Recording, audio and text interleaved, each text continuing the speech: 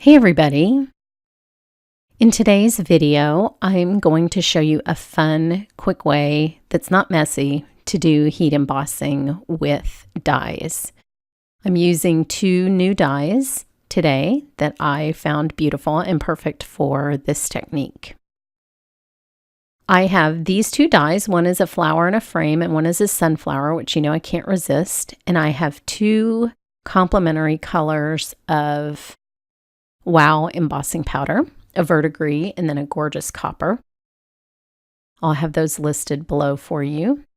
And I just die cut out of a sheet of High-Tack double-sided adhesive this flower and frame. And I'm gently putting it on my cardstock. I do not care if it's straight because I'm actually going to trim it with my rototrim when I'm done with this. I just wanted to get it down without losing any of the adhesive.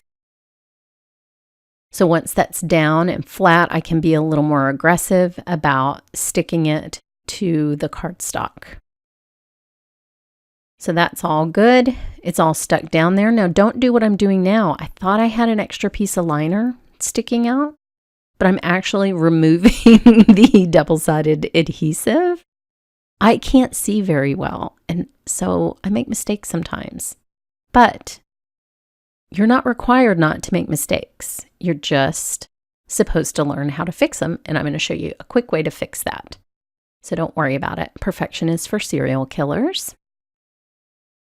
So now I just pull off the top liner, and I have this beautiful shape, which normally you wouldn't be able to emboss, but you can today because that High-Tack adhesive is very sticky. So first I'll put the verdigris and then this stunning kind of glowy copper that actually is very harmonious with the copper that's in the verdigris embossing powder. These are great embossing powders. And then I'm just going to do a little trick that Fred Mullet taught me years ago when I took a class. And that is just to tap my fingers on the back of what I'm embossing, and that distributes the embossing powder very evenly over the entire sticky surface. So there you go. And you can see my little mistake there where I ripped off two pieces of adhesive like a crazy person. But we'll fix that very quickly with something you all have in your craft room, and that is just glue. Now, if you were a patient person, unlike me, you could wait until the glue was clear, so still tacky, but much drier than I did here, and add the embossing powder then, and it would work just as well. But I'm making a video, like I don't have time to wait for stuff. You people want what you want. So I'll just scoop up a little bit of that leftover embossing powder. And another trick that Fred Mullet taught me when doing multicolored embossing is don't ever get rid of that now custom mix of embossing powder. Just stick it in a little container and you can use it on a project in the future. So there is my beautiful die cut and embossed image.